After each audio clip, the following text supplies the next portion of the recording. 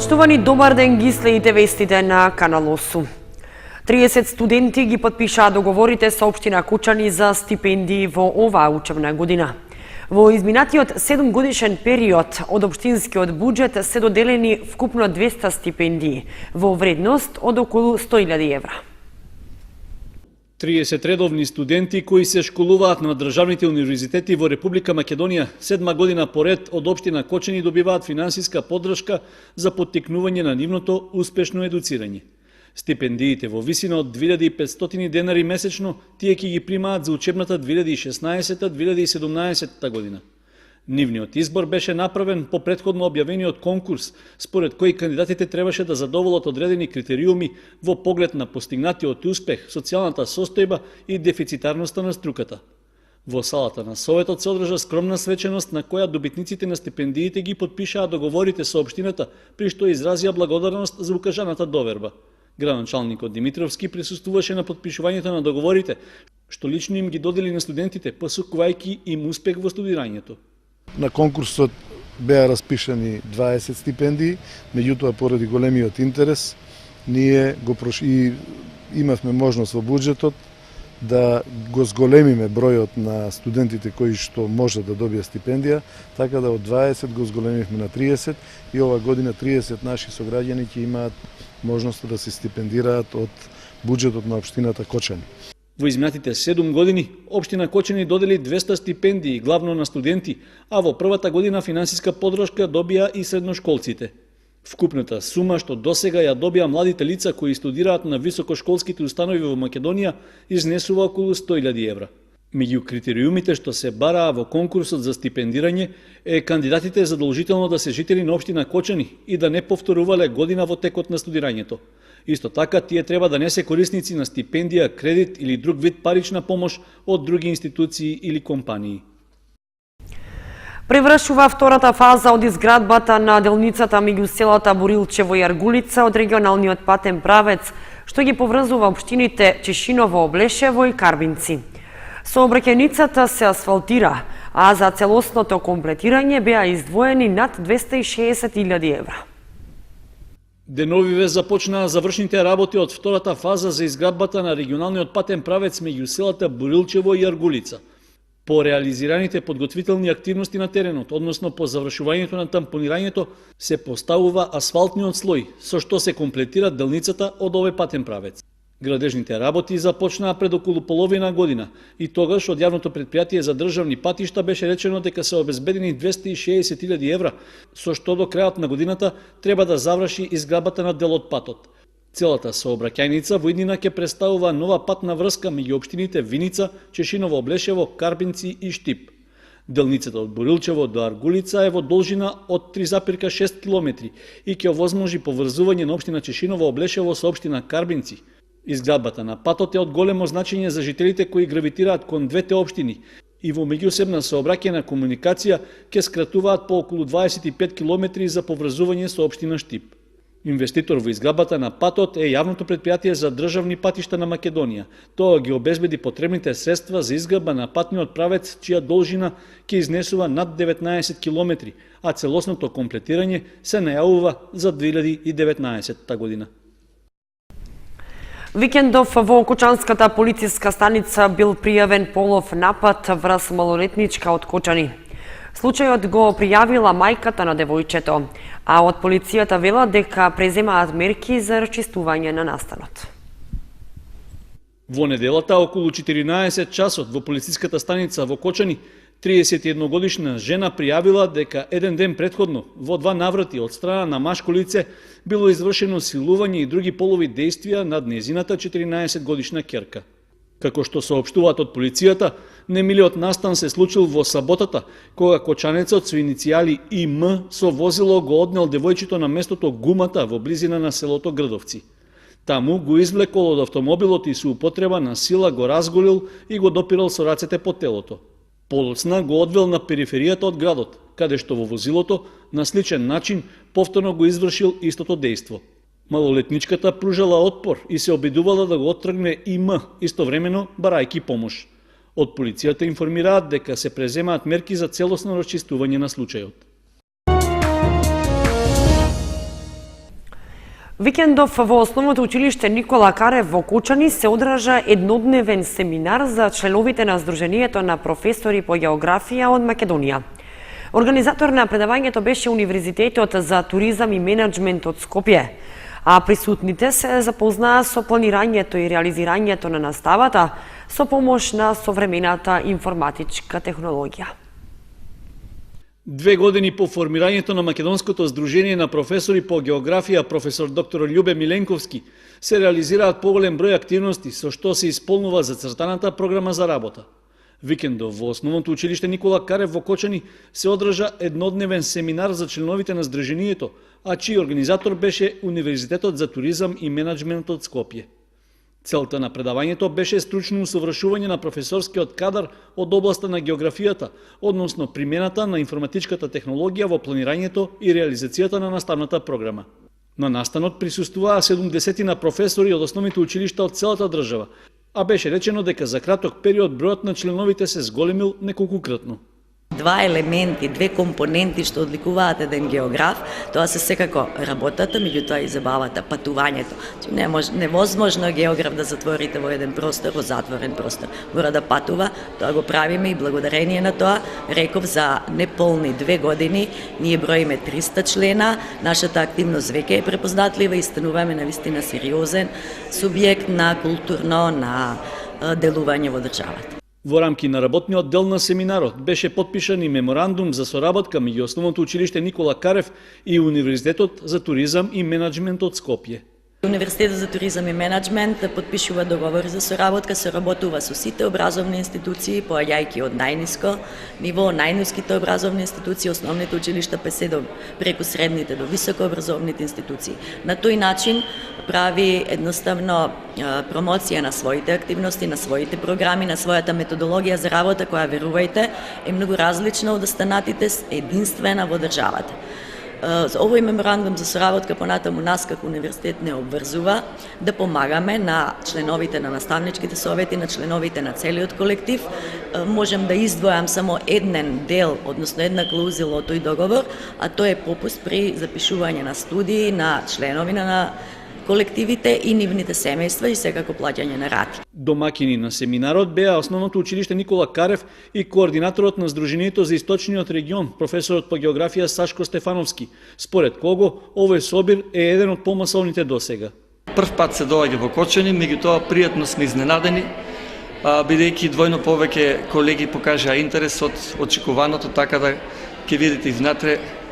Навистина условите се малку сега импровизирани, но сепак тоа е за наше добро, што зборува дека сакат самите наставници да напредуват, да се во тек со новите движења во наставата. Во рамки на воспоставената соработка, од Универзитетот за туризам и менеджмент подарија поголем број книги, енциклопедии и друга стручна литература од областа на географијата за библиотеката на нашето основно училиште. Храмот Свети Архангел Михаил во Виница, кој бележи 46 години од возобновувањето, го славеше својот патрон и заштитник. Со светата литургија ќе учествуваше владиката Иларион. 4,5 децении од возобновувањето, храмот Свети Архангел Михаил во Виница го славеше својот патрон и заштитник, водичот на сите небесни сили. Рано изутрина во присуство на стотици верници од градот се одржа света архиерејска литургија, со која ќе учествуваше владиката Иларион. Болезнонскиот манастир на Преската го има, каде по Светиот Архангел Михаил заедно со жителите на Цариград ги победува агаријаните, но има и фреска кај што ги победува и сарацените, кои што сакаа да го нападнат градот и да ги убијат христијаните. Сите овие небесни сили, сите овие Божби службеници и благовестници на радост и на вечноста се создадени од Бога во наша корист, односно за наше спасение, да се молат пред престолот на Севишниот и Силовниот Бог. Токму и затоа денеска, иако Светиот Архангел Гаврил и Михаил си имат посебен ден кога се празнуваат, но ние денеска ги празнуваме Архангелот Михаил како началник на небесните сили и сите останати свети небесни сили, свети ангели, меѓу кои и нашиот ангел пазител, ги славиме и прославуваме токму денеска и Светата црква одредила денеска да се празнуваат. Меѓу редовните посетители и силни верници е и баба Магда, која благодарение на секојдневните молитви кон Бога со годините ќе заокружи живот од цел еден век. Редовно сум цркварка и сега молам Бога да ме исправа на нози, да дојдам до црквата едно богословство да направам. Многу семејства во Виница денешниот празник го имаат како домашна слава, а во чест на црковниот именден се кршеа славските колачи од страна на кумовите, при што се избраа кумовите и за следната година. Стришанската чешма некогаш беше символ на љубовта, се потсетуваат постарите жители на Стришани. Чествување на Свети Архангел Михаел по 7ми пат со собир пред чешмата стара над 100 години. Со реновирањето на Стришанската чешма пред 7 години се возобновија и празничните собири. Жителите на Стришани и други кочанци се собраа на чествување на празникот Свети Архангел Михаел, заеднички да му одадат почит на ангелот кој е нивен заштитник. Ова место е едно историско за овие жители овде, уште од памти века овде е стоката кога е било, бидејќи ова е земјоделска населба, појела се нова чешма и сите стришанчани на некој начин ги врзува и оние кои гравитират од соседните рурални средини, односно селата, сите овде тука се најдувале некој одмор, пиле се вода претходно и така еве и сега и сметам дека и во иднина ќе продолжува понатаму оваа убава традиција. Стришанската чешма останува символ на малото, кога некогаш тука произлегувале првите љубови, собирања и средби, кои за секогаш останале во сеќавањата на постарите жители. Кочанскиот православен храм Свети Великомаченик Ѓорѓе ги поддржува ваквите собири и свештениците го пресекоа и благословија празничниот колач. Богата трпеза беа подготвиле жителите на Стришани. Си порачаа до година собирот да биде уште помасовен, а традицијата да продолжи.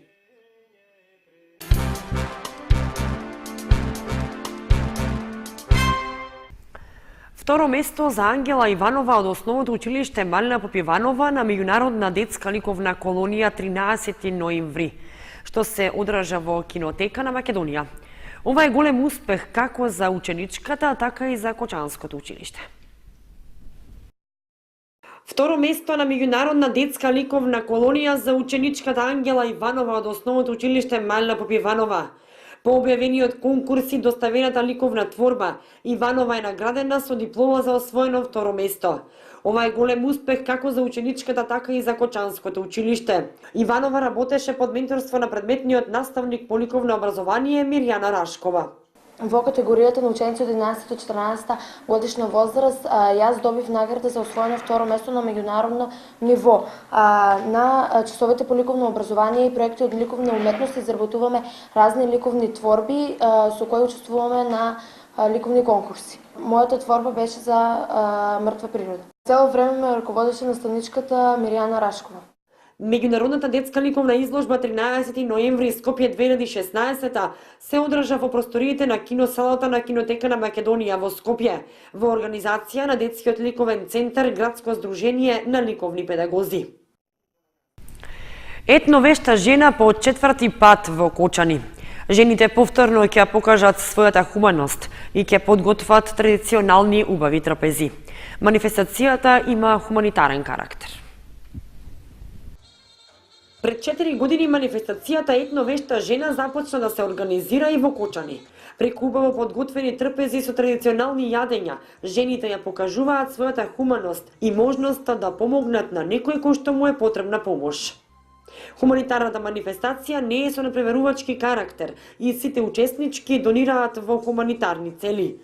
Од годинава манифестацијата добива и регионален карактер. Овој пат ќе биде у различен стил, значи ќе биде регионален, ќе учествуваат 3 града, Кочани, Пробиштип и Каменица.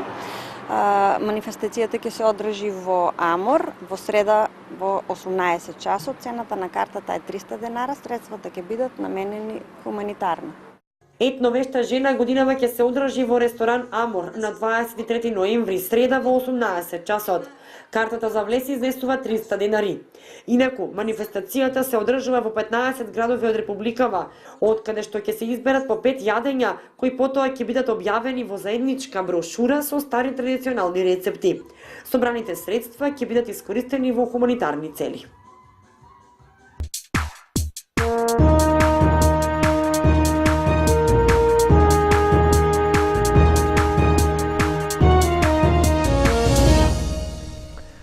Следуваат информациите од спортот.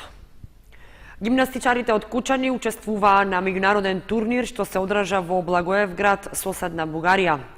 Нашиот клуб имаше само двајца надпреварувачи кои во силна конкуренција постигнаа солиден успех. Над 200 гимнастичари од Бугарија, Македонија, Белгија, Англија и Грција учествуваа на 13-тиот мемориален турнир Љупчо Солачки, што викендов се одржа во Благоевград, соседна Бугарија. Тие се надпреваруваа во стандардните гимнастички дисциплини во машка и женска конкуренција. Меѓу нив, како представник од нашата земја, учествуваше и клубот за гимнастички спортови Кочани со двајца гимнастичари, предводени од тренерот Николче Колев. Според информациите од клубот, во силна конкуренција, нашите надпреварувачи одлично ги извеле нивните вежби, при што Јана Николова се пласирала во финалето, односно меѓу најдобрите 8 насправи. На крајот, на двовисински разбој, таа го зазела 5-то место, во прескок била 6-та, а во повеќе бој е 7-пласирана. Во машка конкуренција пак Антонио Јаношевиќ успеал да обезбеди пласман во финалето на разбој и во исклучително силна конкуренција од 42 надпреварувачи во неговата категорија го освоил 8-то место. Со оглед на конкуренцијата на турнирот и условите во кои што работат кочанските гимнастичари, ваквите резултати можат да се сметаат за одличен успех на нашиот клуб. Инаку, меѓународниот турнир во Бугарија се одржува со поддршка од општина Благоевград и гимнастичкиот клуб Љупчо Солачки во знак на сеќавање на поранешниот спортист и тренер на овој бугарски клуб. Викендов се одиграа надпреварите во првенствата во првата фудбалска лига за жени и третата лига Исток, при што како домаќини женскиот фудбалски клуб Кучани забележа победа, а Осогово беше поразено. Пимпонгарите пак гостуваа во Скопје и во тежок надпревар со екипата на Пошта 2 постигнаа победа и се задржаа на врвот на табелата. Клубовите од првата фудбалска лига за жени викендов го одиграа 8-то коло од првенството. Екипата на женскиот фудбалски клуб Кочани беше домакин на надпреварот против Атлетико од Битола и по серијата лоши резултати и губење на бодовите во изминатите кола, конечно постигна победа. Иако се очекуваше средбата со битолчанки за нашите девојки да биде тешка задача, сепак тие не им дозволија на гостинките да се радуваат, совладувајќи ги со висок резултат од 6:0. Домашните фудбалерки во водство дојдоа уште во 15-та минута со голот што го постигна Георгиева, а само 5 минути подоцна водството беше зголемено со погодокот на Петровиќ директно од корнер. Со предност од 2 гола заврши првото полувреме, а со слична игра ЖФК Кочани продолжи во вториот дел. Во 53-та минута домашните поведоа со 3:0 со голот на Николова, а преостанатите 3 гола до конечниот резултат ги постигна одличната Петровиќ и тоа во 73-та, 80-та и 85-та минута. Со високата победа и освоените 3 бода, нашиот фудбалски прволигаш се одлепи од дното на табелата и во моментот се наоѓа на 6-то место со освоени 7 бода, колку што имаат и Борец и АС Юнајтед, но се со полоша гол разлика. Во следното 9-то коло, кое е последно во есенскиот дел, Кочани ќе гостува во Струмица против лидерот на табелата, екипата на Истатов. Во 14-тото коло на третата фудбалска лига Исток, фудбалерите на Осогово им приредија непријатно изненадување на своите навивачи на градскиот стадион во Кочани. Во дербито со Плачковица од Радовиш, тие загубија со резултат 2:0 и наместо задржување во трката за врвот на табелата, тие ги загубија бодовите и чекорот со водечките екипи. Радовишани прикажаа борбена игра и поголема желба за победа, што на крајот целосно го реализираа, па ги оставија жолто-сините да размислуваат зошто се без бодови. Гостите дојдоа во водство во 23-та минута со погодокот на Коцев, а 10 минути подоцна се радуваа уште еднаш. Во 31-та минута Заревски со удар со глава го зголеми водството на својата екипа и воедно го постави конечниот резултат. Иако во вториот дел домашните фудбалери се обидуваа да постигнат погодок за да го намалат водството, нивните напади беа јалови и беа лесен плен за гостинскиот голман Јамаковски. Со поразот Осогово остана на освоените 27 бода, што во моментот го позиционира на 5-то место на табелата. Таквиот пласман тешко дека ќе се промени во есенскиот дел од првенството, со оглед што во наредното последно коло од полусезоната жолтосините гостуваат во Струмица на средба со лидерот Беласица. Виничка Слога 1934 пак во ова коло гостуваше во пробиштип на надпреварот против Рудар и доживеа пораз од 2:1. Со тоа екипата останува на освоените 9 бода и е предпоследна на табелата. Во првенството на првата пинг-понгарска лига се одигра предпоследното 6-то есенско коло. Екипата на Кочани гостуваше во Скопје на средба со Пошта 2 и забележа победа од 5:3. Иако нашите пинг-понгари најавуваа нова победа и задржување на врвот на табелата, сепак до крајниот резултат не дојдоа лесно. Гостите дури 3 пати беа во водство, но тоа не беше доволно да се стигне до победата со оглед што домакините успеваа да изедначат. Сепак, победата на нашите пинг-понгари им ја донесоа Ефремов, кој ги совлада тројцата противници, и Христов, кој победи 2 пати. Во последното есенско коло екипата на Кочани ќе игра на домашен терен против Астраион од Струмица. Екипата на Винспин од Виница пак го повтори минатогодишниот успех во пионерска конкуренција. На 25-тото првенство во пинг-понг за пионери екипно, виничани беа најдобри и го освоија првото место пред своите врсници од Струмица и шампион ФА од Штип. Со златни медали и пехар се закитија Леонид Гошев, Антонио Пецов, Даниел Атанасов и Лука Серафимовски, кои се најзаслужни за шампионскиот успех на Винспин.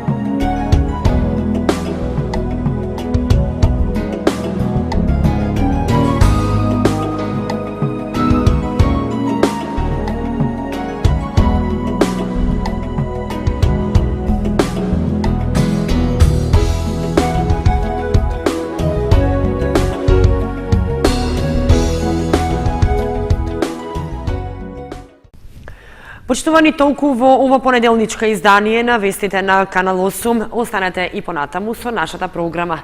Дојдување.